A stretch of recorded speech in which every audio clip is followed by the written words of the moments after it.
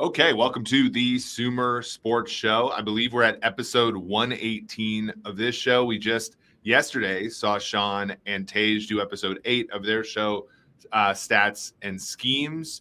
Thomas, fall, look behind you. There's the fall colors. Right. You're over here with the professorial look, with the shirt and the sweater over the top.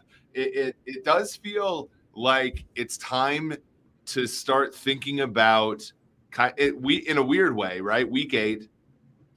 I think it's time to give the listeners a little bit of an inside look into what is going on right now in the mind of like a GM, an evaluator, that kind of thing, right? Because we have college football season more than halfway over.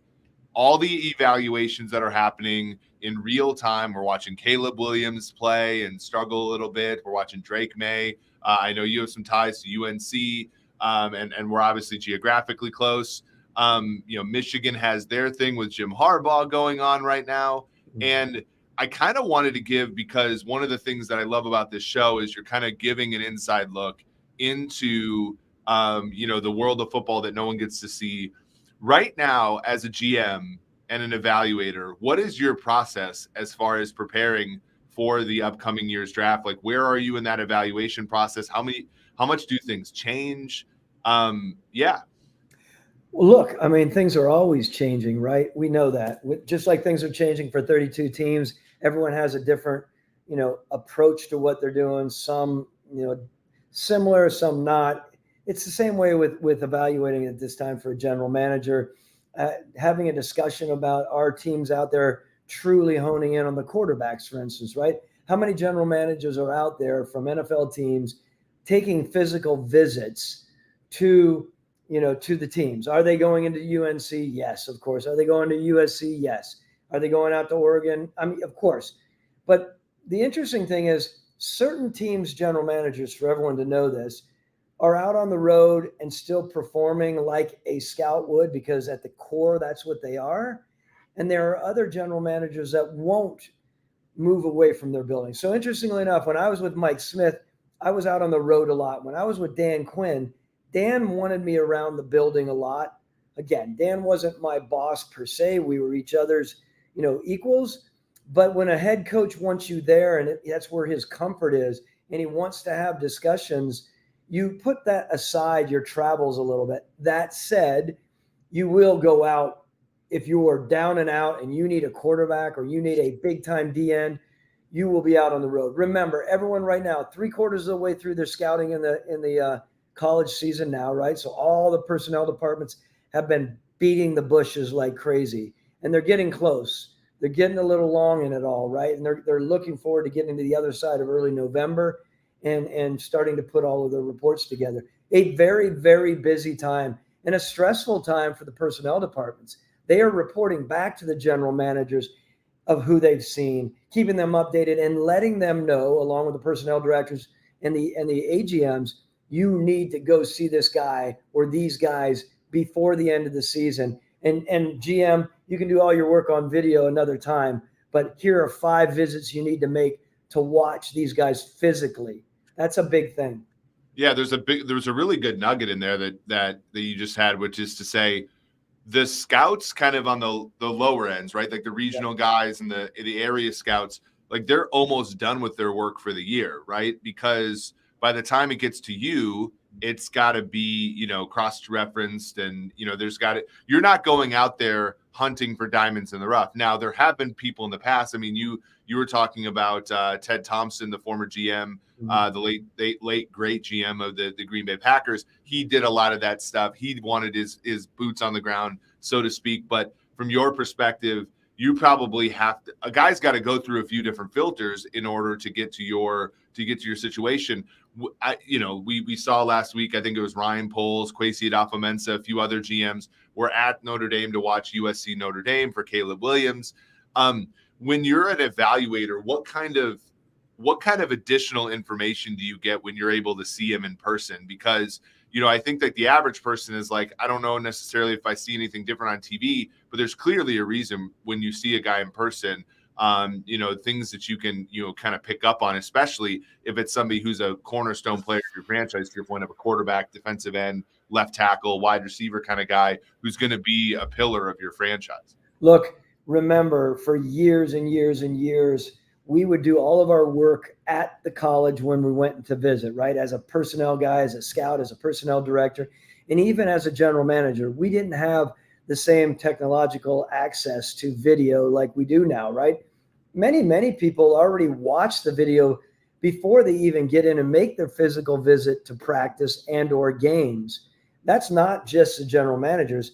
That can also be the scouting departments nowadays, right? They're just so much more effective and efficient with their time. We used to go in way back when I started, my dad's as a scout, longtime scout for the Browns, they used to watch video, film, right? I never watched film necessarily in my days. I came in just when video and VHS was hitting it, right? But and SVHS, right? Well, and so like let's clarify this for the listener. When you say film, you mean like legitimately the film, yes. Not necessarily, right. When people talk about cut ups, that means like they literally had to cut up the film to actually watch a player. You're saying video is obviously like Exos, PFF, DV Sport, where you can actually go in and legitimately watch the cut up, and it's far less onerous, right? Yeah, and remember, so that was film back in my dad's generation, and back in the 80s and 70s and beyond that, earlier than that, they would literally travel on planes with their their film projector and put it up over top. Imagine traveling like that. And what they did is, and everyone will get a kick out of this, that group, that generation would cut down, they would get their video people to cut down their machine so it was as light as possible, take off certain elements to it and take off different pieces to it and travel. It was crazy. Nowadays, everything is on, literally, well, look, there are a lot of people that travel and literally do it on a bigger, iPhone. Mm-hmm. I mean, most of us are doing it with this, right? They're doing it on their iPads, which is very easy. And so they're already prepared when they get there. So I don't want to get off too far on this, but the reality is now, when people are going into colleges to evaluate, they're watching video, they're going in to visit all the main stakeholders. So they're going in as a personnel man, GM, or as scouts. They're going into USC, and they have set up times to meet, appointments with the strength and conditioning coach, with the medical people, with the academic people, right? Yep. There's 5, 6, 7, or 8 interviews that they're making with the whole group that's going there. They might have 40 scouts that are meeting with these people, and in another small school, it may only be just 1 or 2 people. They're doing that, but what they really want to do is they want to go out and watch them live in practice, or they want to watch them back to games. They want to go to games and not only watch them on the field, right? See them physically. I used to say they want to sniff their pits, their armpits, right? You got to get up close. You need to smell them, literally and figuratively speaking. And that's a big thing. And they need to feel comfortable with that. They need to watch them on the sideline, Eric. They need to watch a quarterback, how he interacts with his team. Does he come off? Does he mope around? Is he pissed off? Is he energized? Is he on top of it? Is he sitting on the other end of the line, or is he right in the middle of everyone? Is he interacting with the head coaches? How is he arguing with the quarterback coach? And it's the same with other positions, right?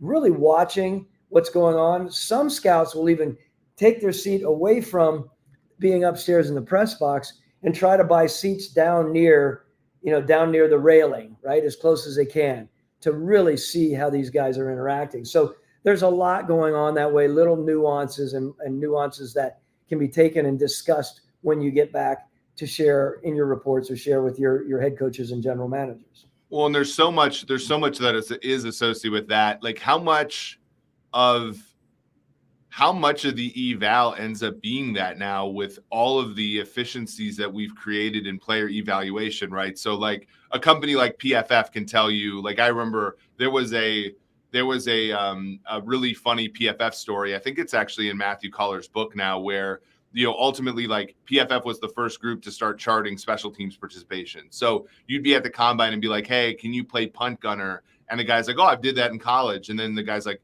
well, actually, you only have 2 snaps there your whole career. Like, that's why we're asking, because we've never seen it before. And like, so there's so much less projection in the sense of like, we know what they've done. There's obviously the scout's eye has to be able to interpret the data, but there's so much more data that's available.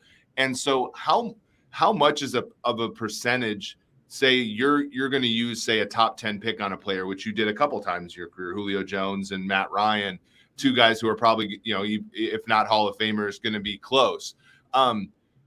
How much of the eval would you say in 2023 is down to those intangible things? Like what are his mannerisms? Like I've gotten a few people message me, and I don't mean to disparage him at all, but Caleb Williams, a lot of people are like, have you seen Caleb Williams when the game isn't looking well? Like, he doesn't necessarily give off confidence, right? And all this kind of stuff. How much of the eval is that? Because we can do a decent job of evaluating how good of a player is with analytics now. How much of that like proportion is the scout just being like, yeah, he's got all these things that look great, but when the chips are down, he doesn't look to me like a guy that's going to overcome these things, those kind of like intangible things. Yeah, I think, it depends sometimes on the position, right? When you're talking about quarterback, those intangibles are vital, right? I mean, how a quarterback is perceived in what you're talking about versus, a nose tackle, it's very different, right? I mean, people are like, okay, he may not be the most social guy, or he may be whatever it may be is not really impressive, but the quarterback, the expectations are so high, right? The bar is so high at so many of the metrics that we're measuring. Look, it still comes down to the video, right? You can talk to anyone. I don't care how advanced they are with analytics as far as their approach. Even a guy like Kwesi Adolfo-Mensah, he is not walking away, not valuing video. And I would probably say, and you guys at Sumer and Paul Tudor Jones mainly, because he's always saying, don't give me anything but percentages. We're a numbers company. I think it's probably 75-25, meaning I think 75 is what we're watching on the field, and then the other stuff we're factoring in. At least that's how I would perceive it. And again, there are elements there that sometimes you walk away and you may say, I'm picking this guy at 6, 5, or 4. And then you walk away after you've done all your work, and that 25% that is so important. This comes back to weighting, right? Like we do at Sumer, and the importance of weighting the metric tree and the metrics. And you're thinking, my God, we have to figure this out before we snap this guy's up to be our next, our future quarterback, right? I mean, so then does it change from being 75-25 in that really important moment? Can this guy win it when the chips are down? Does he have the resiliency? We were talking about it. I talked about it with Kevin Clark the other day. Does Brock Purdy have the ability to finish it when the chips are down? I don't know if you want to get into that right now, but does he, or other quarterbacks like that? We didn't really see it much at Iowa State, right? That was a team that had a lot of expectations. When the COVID year happened and Matt Campbell brought everybody back, that team had a win total that was like, I can't remember exact number. I don't want gambling Twitter to get mad at me, but like they went under their win total by like 3 wins because Brock Purdy couldn't overcome when they were behind. And we've seen that before. I'm interested, like 25%, the people in the audience right now that are listening, that are live, does 25% strikes you as what? Too high, too low? Because I think that it depends upon where you come from. I think from a scouting standpoint, 25% feels low, right? Because we're trying to scout all the intangibles. We're saying like, Justin, the story about Justin Blackmon, of course, was like the person that went to follow him in Norman or Oklahoma State, like saw him at the bar every single night for the whole month that they were there. And that's why they decided not to take him. That was the legend. So like, to me, that feels like a big part of it. But from an analytics perspective, if you're saying like, the Paul Tudor Joneses of the world, one of the founders of Sumer, 25% seems like an irreconcilably big number to me to be like, you're never going to get, you're going to, that there's irreducibleness to, the evaluation that we're trying to chip away at. And after all these years, 25% feels big. So I'm interested as to the point of view, because I oscillate between whether or not that number is too big or too small, which means it's probably just right. Well, I mean, look, the idea, when I put myself on a 75 video, 25, what we're talking about here, 25% intangibles, I'm a big intangible guy. And yet I still believe, and most people in this league will believe, the video does not lie. So that's the analogy and the adage we've always lived through, right? As personnel men, we do understand that we're moving much more into the idea of valuing, again, analytics. I've talked to a couple teams that were really interested in working with Sumer, and they're telling me they would not dabble in using, and taking our data. Maybe they would ease in at 10%, move towards 20%. Would they ever go over 25 to 30%, even when we're proving them 70, 85, 90% efficacy? Where are they? They still believe it's about evaluating on the video, right? And I don't mean to get off on the analytics versus the intangibles, but no, you're 100. Like, I'm not. To me, it's not a battle. So we never have to worry about bringing those two things into the same conversation, because to me, it's never an or, it's an and. I think that, in my experience, and it's funny, like I go back to some of my old write-ups where I, would use my model and I'd use my subjectivity, and I'd be like Geno Stone's a good example. So Geno Stone was a safety that played at Iowa.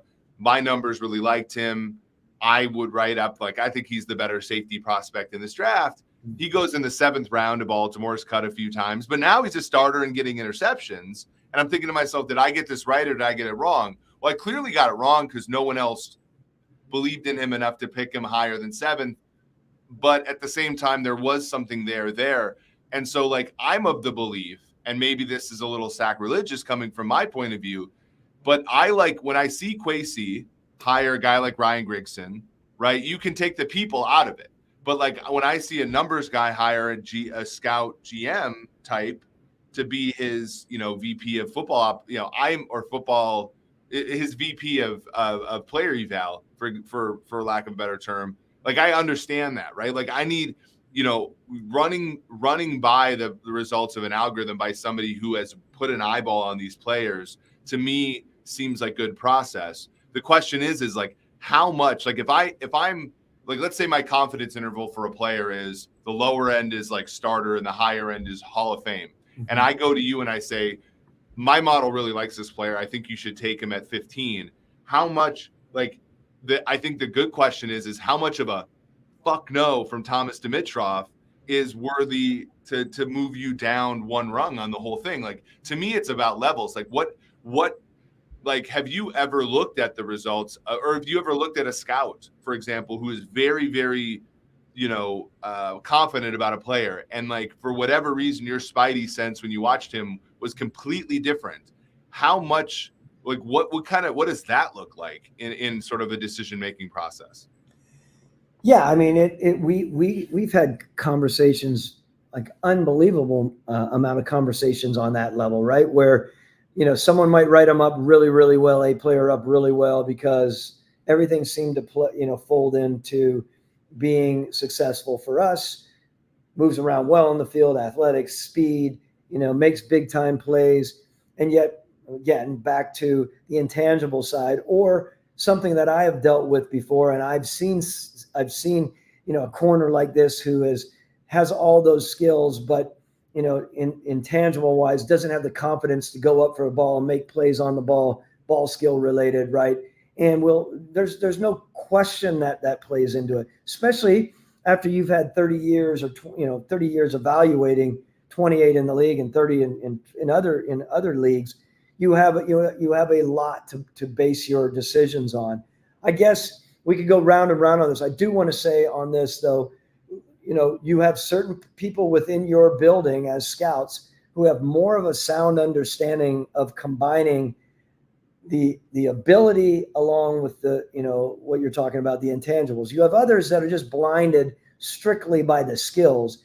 And I've had to press people before. People I have a great deal of respect for in this business, and say, hey man, I'm going to ask you right now, you put your damn GM hat on and you tell me you're going to take Give me this name again. Ohio State corner that went to the Raiders and just crapped down his leg. He had all kinds of character issues. Damon Arnett. Yes. Very nice job. Damon Arnett. And I remember talking to our staff about it. And they're like, this guy is unbelievable. He was athletically unbelievable. If we were holding 75-25 here, again, I hate to speak out of both sides of my mouth, we might have taken a guy like that, and it might have been a mistake. No offense to Mike Mayock. I'm just saying there was something there. And there are a couple other strikes he had, which I think is helpful. He was like 24, which meant that when he was on the field with other players, he was obviously older and more mature, which helped him. But then, that's the other thing. Like, think about this. And I know we've talked about this on the show, but like my naivete when I was younger in this industry was always like, the mental aspect of it was so hard to pin down. And like, there are so many smart people in this space, obviously like Nick Wan of the Reds. And, he does a lot of that stuff and he's proven his methods out. But like, I always naively thought that like the player's production was a manifestation of how good he was between the ears.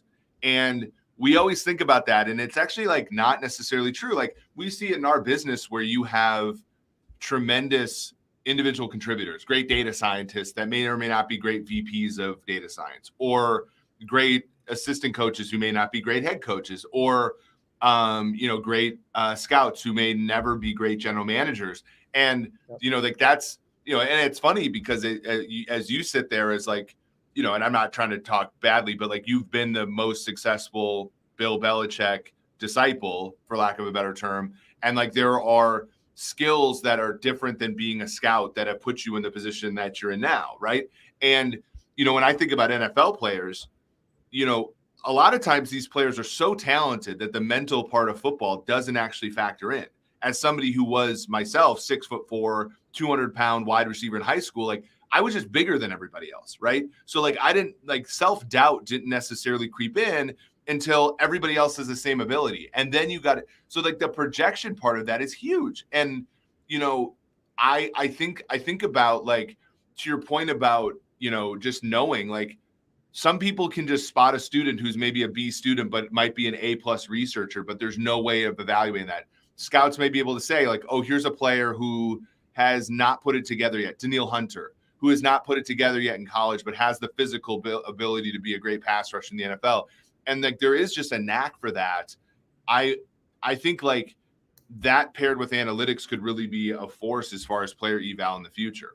We could go on and on and talk about this as well. I mean, look, I'm a big believer in those interview times when you're talking to players that you're digging into, some of their youth. A lot of people were like Thomas, it could be Arthur Blank, or it could have been, might have been Dan Quinn. I don't think so, but I was very interested in digging in to find out, okay, were you one of those guys in your town? Like, were you the leader of your group within your neighborhood? Were you the fighter? Were you the guy who was breaking up fights?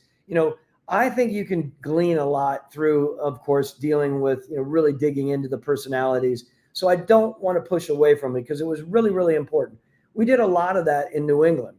I mean, Scott Pioli was really good pushing Bill Belichick and keeping Bill Belichick in that right spot where it would have been easy for us to take some renegades. But Scott was, to Scott's credit, he was always on that. He still is that today, right? Those kind of things are really, really important to him. And sometimes it gets complicated for someone within a building or a GM who is all about the athleticism and the movement, right? I mean, look, we can talk about Tyreek Hill. He ostensibly is the MVP of this league. He is kicking ass beyond.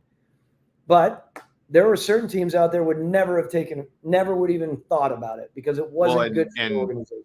And that's another part where, and again, I'm not trying to make a value judgment on Hill's past. I mean, there are some bad stuff there for sure. But like you think about organizational consistency, right? You had it for 12 and a half years with the Falcons. The Chiefs have had it. Like, make no mistake, the Chiefs, I mean, right now, actually, it's funny. Somebody who I know just sent me a message about Justin Ross, who, is up for a felony, count for destruction of property and possible domestic violence. And like that team, right, from Tyreek Hill to Kareem Hunt, who they eventually had to move off from because it got so bad, Frank Clark, who had his issues with violence, Marcus Peters, Willie Gay, two guys who were kicked. I think Marcus Peters was kicked off of his college team. Willie Gay, punched a kid in class, and I'm not making a value judgment, but there's organizational consistency where if Andy swings and misses on Kareem Hunt, he's not getting fired. Whereas another organization, you may not be able to take that gamble. And football, Bill Parcells once said, football is not a game for well-adjusted men. I don't think that that's necessarily true, but I do think if you just insist on choir boys on your 53, you're not going to be as good as some of those teams. And that you do need to take a chance on some players who have some character kind of boundary issues.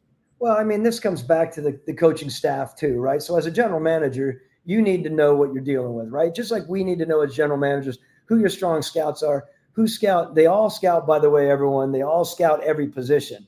But you know it as a general manager. You know who your strong O-line scouts are, or tight end scouts, or linebackers. You just know. So you do weight them a little bit different. And when you start talking about what you're talking about, I mean, look, I remember when we first came in there, Mike Smith and I, to Atlanta, and we were coming off the Michael Vick debacle. I mean, there was no doubt about it. Arthur pulled us aside. You should clean this MF up, right?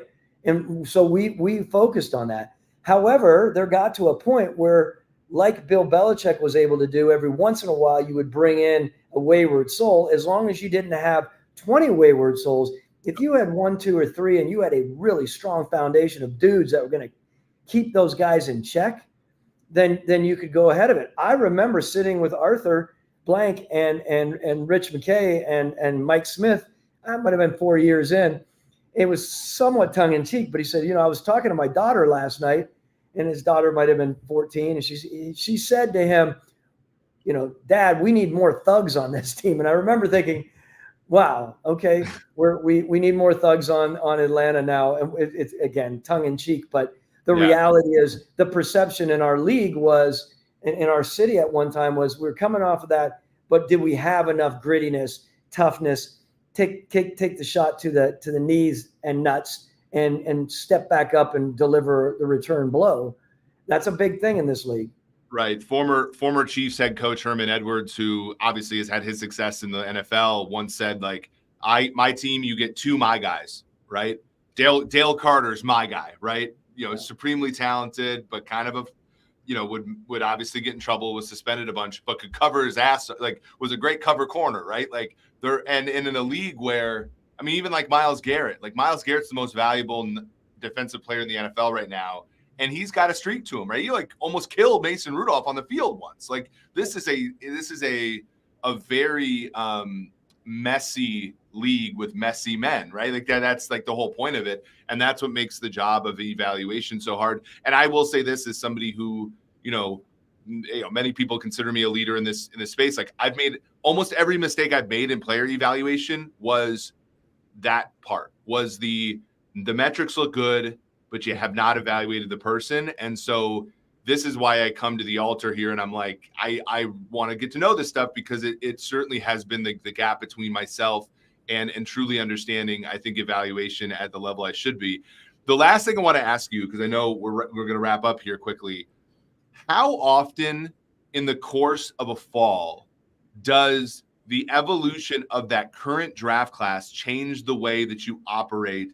So you have the season starts, right? You have expectations. So you come in, you're expected to win 10 games. Let's assume for a second that expectation is taking course. So you're on your path. You're not, things aren't going horribly, but things aren't going super well. Things are going about as well as they should. But for whatever reason in your 2 or 3 year plan, you were okay, this year we're going to get a defensive end because someone's up for a contract and so forth. I'm thinking about Minnesota, for example, right? Yeah. Where the quarterback's on an expiring deal. People think that the quarterbacks are pretty good in the next coming class. You're kind of meeting expectations. Was there ever a situation where a player wowed you, or the opposite of wowed you, where you were shit, I need to change course here and maybe re-sign an older veteran that we were planning on moving off for, has there ever been that big of a shift in the dynamics of the players available to you in the draft that have changed your look on your current roster and your approach? Yeah, look, would go many, many years with a plan kicking the season off. Initial plans of, I am going to recommend to the head coach and I are going to make the decision of how we're going to divvy our acquisitions, right? Be that through free agency or through the draft. And I would start off thinking, I have these 5 positions that I think are best for us to go in the draft, given the fact that we did all of our work in the spring and we had a really good understanding, through all of our scouting input already. Hey, this is a really strong class in the draft at these 4 positions. So let's not screw around wasting big money in free agency. However, you get to a spot, again, quarter of the way, halfway through, or 3/4 of the way through the season, you're thinking, my God bless our scouts here, but we are off on this. We need to get our asses really focused on free agency. We need to get our money right and decide we're not going to find that inside linebacker in this draft that's going to take over this position, or linebacker or a tight end, right? Any specific position. So there's no question it can change. That was my job, and it's the job of the general manager to make sure they're always keeping the head coach up to date, because kicking off the season, you would have that discussion with the head coach, and the head coach would ultimately want regular interaction, just like he was going to debrief with you about the football team that was in place day to day. I was expected to keep him up to date on what was going on in the college scene, what was going on in the free agency scene. You talk about that. Free agency in this time of year is very different than free agency at the beginning, and free agency as we're finishing off the end of the season. And that's a really good topic, whether it's for another time or place. That is up to the GM to have his pulse, his prints on the pulse, or what am I trying to say? His fingers pulse on the pulse, or thumb on the pulse. Thumb on the pulse, excuse me. That's a really, really important thing. You can't just be some, jackass GM who's just out there whimsically, not returning the favor to your head coach. It's really, really important. And I think that's obviously for us at Sumer, that's a challenge, right? Because we're building tools for teams, and it's very real time how some of these things can change. Has there ever, you weren't a big in-season trade guy. You did trade Mohamed Sanu, as we talked about Monday, but for the most part, you weren't going out there. And this has changed even since you stopped being the GM of the Falcons, where now the trade deadline is so fruitful, right? You're probably going to see, you already saw Kevin Byard. You might see DeAndre Hopkins, Brian Burns, guys like Frank Gregory. I mean, you're seeing guys like Frank Clark are available. He just went to Seattle. And it's weird because that big part of me is if a guy's available in October, he isn't good enough, right, to change who you're going to draft in April. But there could be a situation where a guy comes in and just changes the complexion of your team and changes what you want to do. Because to get a player into the mix, you have to give up draft capital. So it takes away from your war chest in the following year. But also B, you could be acquiring, for example, Seattle acquired Dwayne Brown halfway through the 2017 season, and that he was their left tackle for half a decade after that. That's another part of this, which is interesting, which is, and I'm not sure this is a question, but just the fluidity of your 2 or 3 year plans, given what's available to you at the right time. Look, I mean, I was never, and I would even go as far as saying I was opposed and vehemently opposed to trading during the season, because both of the coaches that we had, and Mike Smith and Dan Quinn, they were honed in on their group, right? Especially Mike Smith. We would never thought about trading.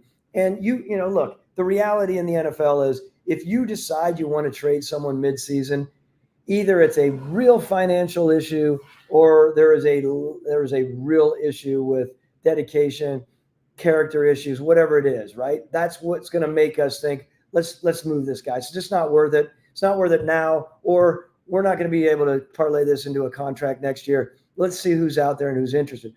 Those were during the 12 and a half years that I was at the helm in Atlanta. I will tell you, I feel it's changing more. I feel like people are saying they're, because of money, because of certain things, people are thinking, I'll bring this guy on. We have the right coaching staff to deal with his personality, which I'm a big believer in. If you had a coach that had patience with it, Mike Smith, I told you, great football coach, I believe. Mike didn't have patience for the jackasses out there. And he had some badasses as a D-line coach and a D coordinator, but when he became the head coach, he didn't want to deal with that, right? Yep. That's very different. when you're in the trenches, you can deal with it and everything's fine. You can kind of joke around and go back to your meeting room. When you're the guy, so I'm just saying it's a really interesting thing to know your staff and know who can deal with someone, so that when you're the GM and you're saying, I'm going to give you the thumbs up on this head coach because you want to trade this guy or bring in this guy, I want to make sure I go to the owner and endorse this decision. I'm only going to do this if you and your coaching staff can survive this. If it's going to be a pain in the ass and in 2 months you're going to tell me, my God, we did it with a couple players before. We got there, and then a half a year in, it just was not a fit, and we wasted money on it. We wasted money on it for sure. Well, there's good examples of it everywhere. Obviously J.C. Jackson was not he was a free agent, and the Chargers couldn't even trade him by like game 2 of year 2 of his time. Percy Harvin was one. Now they won the Super Bowl, but that was a first round pick that they sent to Minnesota. Big contract, barely plays in the first year, plays somewhat in the second year. They trade him to the Jets for a 6th round pick in year 2. And again, like, it takes cultural stability, right? Like, Pete Carroll can get away with that. I don't know if, and not to name any names, but I don't know if like Matt Eberflus and Ryan Poles can get away from it, because they're just starting out. They're just trying to prove themselves out. So it's also, just like in everything in life, oftentimes the winners, sort of get to, write history. This is a good one from Mass Claypool, right? So the Steelers get the 32nd pick for Claypool last year, does really nothing in Chicago. And now he's going for a 6th pick. Now, good on the Bears for moving on, but like, that's a tough, pill to swallow. And it shows like kind of how not easy it is. And there's an element of like the positions too, like defensive end, Von Miller, that guy can kind of come in and that's a position where you pin your ears back and rush the passer. Left tackle, not very scheme dependent, but you think about like a position like middle linebacker or safety, or a position that is different depending on schemes. Like, it's just a difficult projection. So I think like the impetus not to want to do that in the middle of the season is, I think, fairly sharp. Remember, and this is important, you're talking about Ryan Poles, right, on Claypool. This is another thing. There is a scorecard kept from the time you enter as a general manager. Yep. And kudos to the people that make the moves, and they'll move on from first-round quarterbacks. We've talked about those GMs, Howie Roseman, Les Snead, on and on and on, right? I mean, this – and they're like, I'm doing what's best for the team. It's the same with trading players or making moves on players, and then realizing I'm either going to cut my draft player in the first year or second year, or I'm going to move on from a guy that we actually acquired in free agency. It means there's an X beside your name on that move. So Ryan Poles or any of the young general managers are thinking that, and yet deep down they're saying, I got to do what's right for this organization. So kudos to them. But believe me, that tally is starting. And as a GM, that's not easy to see. And you look, and I've said to people all the time, my first 4 or 5 years, things were pretty clean. The reality is, the longer you're in it, there's a lot more of a track record to say, whoa, we talked about this. You mentioned Ryan Grigson. Ryan, you ran this for me even right when I first got fired. Ryan Grigson had the highest win percentage. It might have been 60 something. There was, Spielman and myself, wherever we were, you could pull them up another time. But Ryan had 4 years in there, right? Ryan was a really good general manager, of course, but things went awry for other reasons. Yeah. But he still holds the highest. But in that time it was you and Spielman were kind of neck and neck, and obviously both impressive because you were able to hold on to it for 12 years. But Grigson had the short time period where there were enough things that piled up on him that he wasn't able to look at his track record as readily as you were, for example, because, to your point, like, it's just a smaller sample. And his record in Indianapolis was quite strong. And yet people, sort of look at some of the decisions he made as the reason why he doesn't get another chance. But Ryan, to that point, and we can sit here and talk, Ryan, again, through and through, a really good football man. If they gave him another 6 years, and he was talking about double digits, what I'm saying is, my feeling is he would have survived, depending on, now they have an ownership situation that's the way it was there. But what I'm saying is, there would have been a lot of people taking shots along the way, because you start getting to double digits. I don't care who you are, Howie Roseman, whoever it is, but it's past that. It's making the decisions during those times, right? So. Yeah, we got this question from Taylor Von Faxon, he's like, he just was late to this. And I'm saying this because of exactly what you're saying. Go to sumersports.com, look at the 5th-year option article. Thomas Dimitroff, as a general manager, had the highest rate of 5th-year options. The one that's interesting, and you've been very open about this on the show, where you said, we talk about Vic Beasley and as it was sort of a passion issue. And again, this is one thing where everybody, I feel like in this city, people forget the Julio Joneses and the Deion Joneses and the Matt Ryans, obviously, and the Michael Turners, and they look at the Vic Beasleys. And even though it's the 20% of the picks in the first round that you ever had, the ones that didn't make it, like him and Tack, and it's the Vic thing it wasn't production in college. That was the reason that it didn't work out. To your point, it was kind of one of those kind of intangible things where it was do you really want to be an NFL defensive end for 7 to 10 years? Or is it something something more intangible? Most general managers, who asked the question again? I can't remember. Taylor Thon Faxton. Taylor Von Faxton. Yeah, it's a good hyphenated. I got it. Great, Taylor. So I would just say this to you. I mean, most of the mistakes that are made in this league are driven by this incredible need, right? So we needed a pass rusher. And then we looked at that and we said, okay, we have such a strong need to get after the rusher. This dude ripped up, athletic, didn't party, didn't drink, didn't smoke. Everything about him, quality soul, right? Came from a really good program. The way that Dabo approached everything there, we knew that this kid was going to be through and through ready. We did question his passion, but we were so driven by this need and all of these other intangibles that we thought, athleticism, all this good stuff. And then we thought, the other thing is, Taylor, we thought, and our coaching staff would raise their hand, we thought we could take a guy like that who was a 4 passion average and bring him up to a 6.5 or a 7, because we had that much confidence, call it confidence / arrogance, in our coaching staff and myself, that we were going to bring people along. And that's what happens sometimes when you get these really good natural athletes.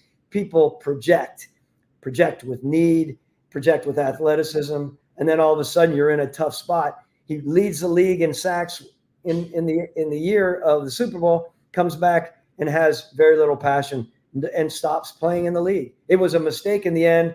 And as you know, another mistake I raised my hand on, we decided we were going to sign him to that option year, right? That was a mistake. We think we were just in a spot where we thought, what do we do here?